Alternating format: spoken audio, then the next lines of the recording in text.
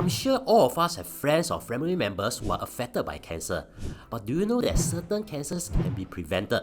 And there are even some cancers that can be prevented with vaccines. Yes, I know it sounds ridiculous to say that we can prevent cancer with a vaccine, but watch on and you will understand everything, because in this video, we have also invited a medical doctor to explain more about it. So, for a start, we need to know what cancer is. To understand cancer, we have to understand cells. We are made up of trillions of cells, and most of them are constantly being replaced. Take your skin, for example. The outer layer you see now is entirely new, replacing the old one just within the past month. But how? You see, cells regularly divide into two new cells. When that happens, an old cell or a damaged cell somewhere might just, die off on its own. If you study biology, you'll find this fascinating. It's as if the body has a built-in algorithm to make sure that our body never gets overcrowded with cells. In fact, this is just one of the many amazing things that our body can do. Anyways, back to the cells. This process of our cells dividing is very massive. We are talking about, on average, about 1.5 billion cells divide per minute for a human being. Shocking, I know. In one day alone, around 2 trillion cells have divided, and similarly, about 2 trillion cells die too. With this kind of machinery, you can bet that there will be some mistakes in the system. And there would be, which is what cancer is all about. It's inevitable that there will be mistakes here and there during the cell division. However, here's another amazing thing that our body can do. There's another system to repair any mistakes made. For simplicity's sake, let's say one cell divided wrongly with some missing parts in the cell. If it's a small mistake, the body will fix the cell. If it's a mistake that cannot be fixed, it will self-destruct. And if it doesn't self-destruct, our immune system will patrol the area, and when it finds a cell that looks highly damaged or abnormal, it will destroy it. I know by now I sound like I'm talking about a very well-organized system, but this is really what our body can do. So, what is cancer then? Well, cancer is when the mistakes are not repaired or destroyed. By now, it should be easy to understand. If a cell makes a mistake in its division and it isn't repaired or destroyed, then it will become problematic. Because remember, if the cell is abnormal, when it divides into more cells, more abnormal cells will be created too. These abnormal cells are called mutated cells, and usually, for cancer, a so-called wrong gene causes it to divide very fast, leading to many mutated cells being created in a short period of time. Now, you might have read stories claiming that we all have cancer cells in our body. Well, that is not technically accurate. What we all have are damaged or mutated cells, which are usually repaired or destroyed by our body's natural defense system. It's only when these damaged cells escape the repair mechanism and started dividing uncontrollably that they become cancer cells. This is dangerous because cancer cells do not stop growing, and over time, they overcrowd healthy cells and interfere with normal body functions, leading to serious complications. This is why there are stages in cancer. They refer to how much the growth have spread. Typically, in stage 1, it's small and contained in one area. Stage 2 means it's a bit larger or have spread to nearby tissues. Stage 3 indicates that it has spread to nearby lymph nodes or tissues. In stage 4, the cancer has spread to distant parts of the body, like other organs. The higher the stage, the more the cancer has spread. Now that you know the basics of cancer, let's address the burning question. How can we prevent cancer if it's about mutated cells within our body?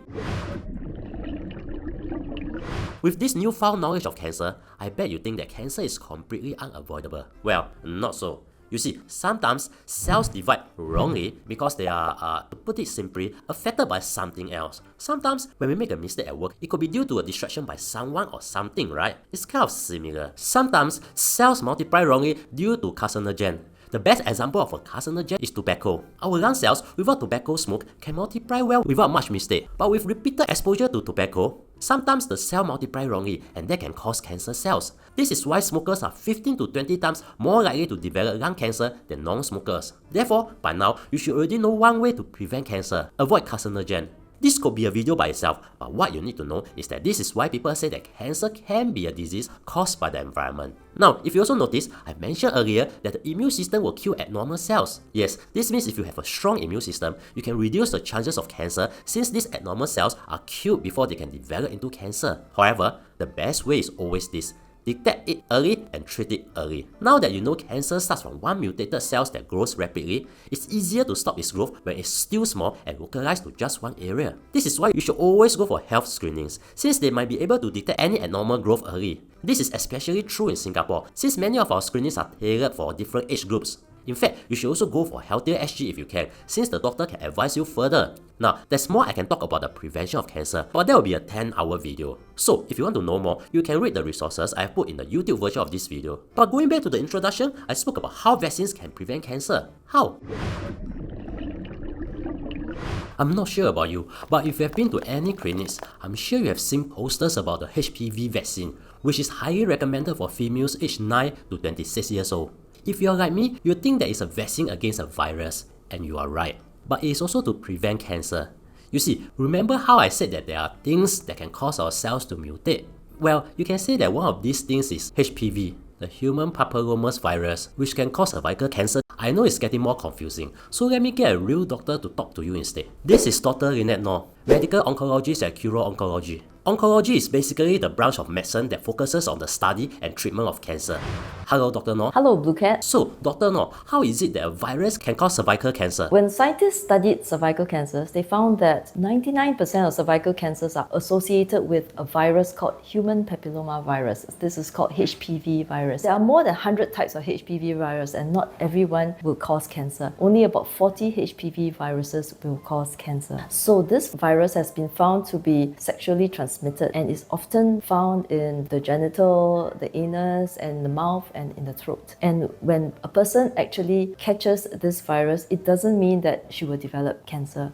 So two things need to occur for the person to develop cervical cancer. One is that the person needs to catch the HPV virus that can cause cancer. Two is this virus needs to persist in the cervix for very, very long. Majority of people who acquire HPV infection will clear the infection within 1.5 years, up to even 5 years. However, some people with poor immune system, they cannot clear the virus. That is when the virus remains in the cervix cell, and then slowly it gets integrated into the genome of the cervix cell, and then the cervical cells become abnormal, and then it grows into cancer. Okay, I think many people didn't know that. So what are the most common misconceptions about cervical cancer that people should be aware of? So now that we know that cervix cancer is caused by a virus, we can actually protect against this virus with vaccination. So one of the misconceptions some people have is that if they have HPV vaccination, then they don't need to do pap smear anymore. That is not true. So we know that cervical cancer is caused by 40 types of HPV virus, and the vaccine only covers maybe 7 viruses. We still need to continue pap smear screening to make sure we don't miss any other viruses that can cause cancer. Wait, what are pap smears? Pap smear is a way of detecting abnormal cells in the cervix. What happens is that the doctor would insert a brush in the cervix. They would scrape the cells lining the cervix, and if there are any abnormal cells, then they would detect it. That is one of the ways to detect early cancers or even the pre-cancer. Okay, so that means screening is equally important, right? Right. Okay, now you might be wondering, how can you go for this screening? Well, you can go for a pap smear test in any Singapore clinic, or you can actually do one for free from now until 15 March 2025, as 365 Cancer Prevention Society is having a screening campaign to provide seamless access to pap tests for individuals aged 25 to 69 from lower income families. This is Mr. Andrew So, Assistant Director for Fundraising, Marketing and Volunteer Management at 365 Cancer Prevention Society. 365 Cancer Prevention Society is a non-profit social service agency in Singapore that supports cancer survivors and cancer prevention. Hello, Mr. So. Hello, Blue Cat. So, I heard that you guys are providing free cervical cancer screening with pap smear. That's right. This is actually our second year that we are doing this. And in fact, this is also a series of cancer screening 365 CPS has been doing over the last 4 years. Oh, so this is the second time. How was the first time? First time results was very encouraging because first and foremost, the number of people who actually signed up was more than 400. And we have more than 120 people, our women, got screened. Right. So how can the public get involved in supporting my first pap test and help spread awareness about cervical cancer prevention? The public definitely can play a very big part in terms of spreading the awareness of not just cervical cancer, but cancer-related contents that we put out, especially on our website and also our social media platforms. By simply sharing those contents, and of course, if possible, get their family members or their friends to actually come forward to be screened. As we all say, early detection saves life. The earlier you get screened, the better. It will be your treatment plans and also recovery. So we certainly do encourage everyone to actually come forward, screen, and increase the awareness of cancer. While at the same time, meantime, for those who wish to really support us financially in our cancer screening campaigns, could actually go to online donation portals like giving.sg, make a small contribution that you like. Okay, thanks. Yeah, as you can likely tell now, if there's a message in this video, is this: while cancer is not 100% preventable, you can reduce the chances of getting cancer by having a healthy lifestyle, taking a vaccine if needed, and going for regular health screenings. If you are still confused about what to do, just join Healthier SG, and an attached doctor can tell you what to do. Anyways, if you are curious about the vaccines that you should take as an adult, watch this. And thank you for spending almost 10 minutes with me. I really appreciate it.